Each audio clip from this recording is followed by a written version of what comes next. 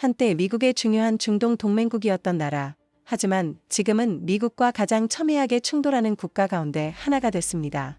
핵 문제와 경제 제재, 이스라엘과의 충돌, 그리고 세계 에너지 수송의 핵심인 호르무즈 해협까지. 이란은 어쩌다 세계 정세의 중심에 서게 된 걸까요? 지금의 관계만 보면 믿기 어렵지만 1970년대까지 이란은 미국의 중요한 중동 동맹국이었습니다. 당시 이란을 통치했던 팔레비 왕조는 서구식 근대화를 추진했고 미국은 이란에 무기를 공급하며 긴밀한 관계를 유지했습니다. 하지만 왕정의 권위주의적 통치와 빈부격차, 서방의 영향력에 대한 반감이 커지면서 이란 내부에서는 불만이 쌓여갔습니다.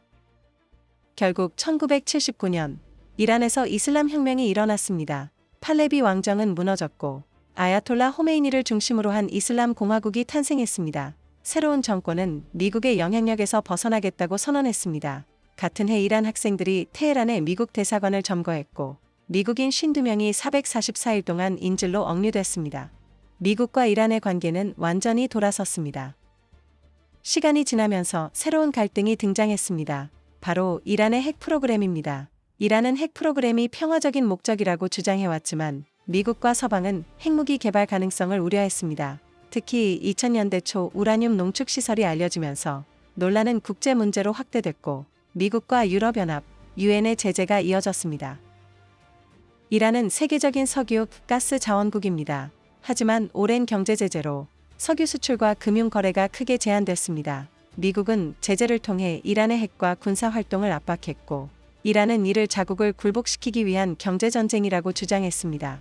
결국 핵 문제는 단순한 외교 갈등을 넘어 이란 국민의 경제와 생활에도 영향을 주게 됩니다. 갈등은 이스라엘과도 이어졌습니다. 이란은 중동의 여러 무장 세력과 정치 세력을 지원해왔고 이스라엘은 이란의 핵과 군사 능력을 자국 안보에 대한 중대한 위협으로 보고 있습니다. 그리고 갈등은 점차 직접적인 군사 충돌로 확대됐습니다.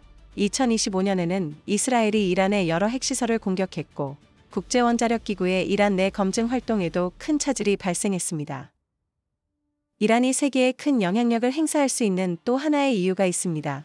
호르무즈 해협입니다. 페르시아만과 인도양을 연결하는 좁은 바닷길로 평상시 세계 석유와 LNG 수송량의 약 5분의 1이 이곳을 통과했습니다. 따라서 이곳의 운항이 흔들리면 문제는 이란과 미국만의 것이 아닙니다. 국제 유가와 운송비, 세계 경제가 함께 영향을 받습니다. 그리고 2026년 오랫동안 이어지던 갈등은 결국 전쟁으로 확대됐습니다. 2월 미국과 이스라엘의 이란 공격 이후 미국과 이란의 충돌은 수개월째 계속됐습니다. 중간에 휴전과 협상이 시도됐지만 합의는 오래가지 못했습니다.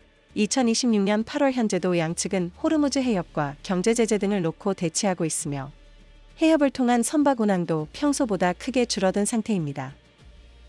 1970년대 미국의 동맹국에서 1979년 이슬람 혁명과 단교, 핵 문제와 경제 제재, 이스라엘과의 충돌, 그리고 2026년 미국과의 전쟁까지 오늘날의 이란과 미국 관계는 어느 날 갑자기 만들어진 것이 아닙니다. 수십 년 동안 쌓인 갈등이 지금의 중동 정세로 이어진 것입니다. 그리고 그 충돌의 영향은 호르무즈 해협을 넘어 세계 경제까지 이어지고 있습니다.